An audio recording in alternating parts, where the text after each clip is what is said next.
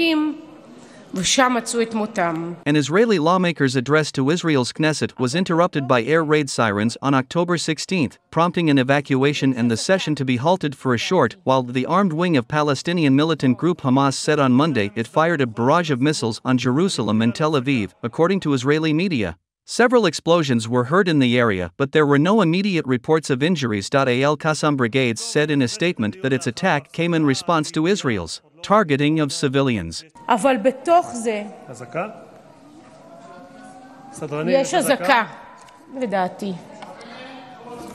בואו. אוקיי, לצאת בבקשה למסדרון חושן הסמוך, אני מודיע על הפסקה.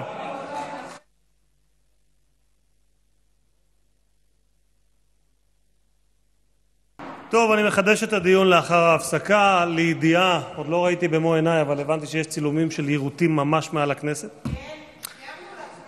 אז אני